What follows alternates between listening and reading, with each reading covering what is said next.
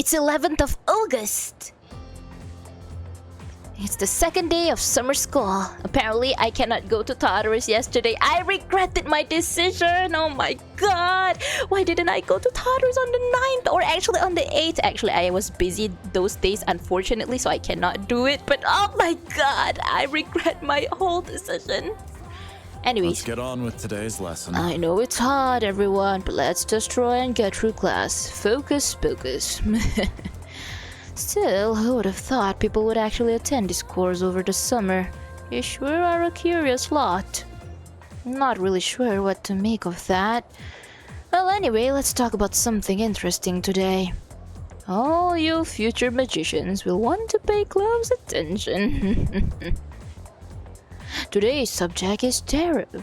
That's right, those cards often used in fortune telling. Despite originating in 15th century Europe as normal playing cards, tarot cards evolved into tools of divination.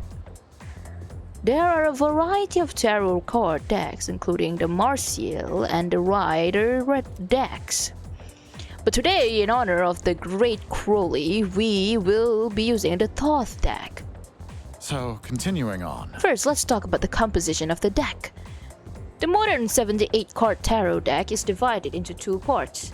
There are 22 major arcana and face cards and 56 minor arcana or number cards. The minor arcana are also sometimes called pip cards. The major arcana feature a variety of illustrations on their faces, beginning with the Fool and ending with the Universe. They tell a story in numerical order that represents an individual's journey through life. Each major arcana represents a stage on that journey, and each stage represents an event an individual must experience to achieve wholeness. Let's do just that.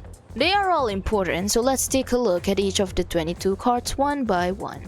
The first card, numbered 0, is the Fool. It represents beginnings and suggests infinite possibilities. In other words, the beginning of life. The next card, the Magician, represents action and initiative, but also immaturity. The High Priestess represents contemplation and inner knowledge. The Empress represents both motherhood and maternal love, as well as one's vitality.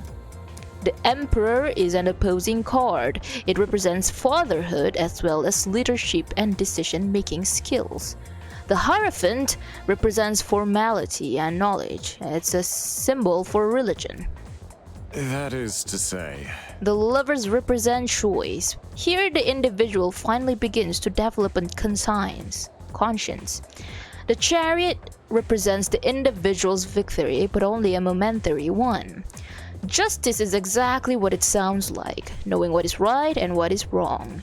The Hermit represents self-reflection, in other words, searching for answers deep within one's heart. Fortune represents fate and the opportunities it brings.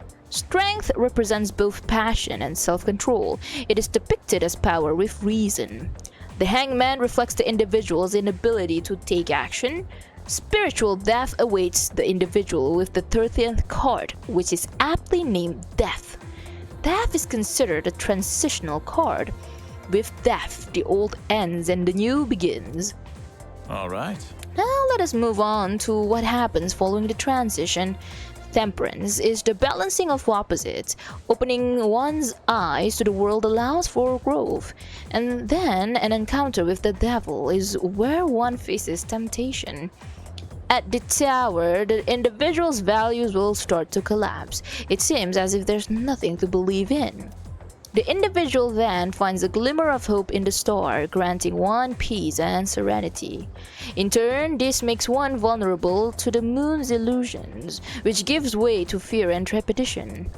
But the individual may be rewarded with a bright future by the sun, which signifies true achievement. Judgment awaits the individual at the journey's end when looking back on the path one has traveled.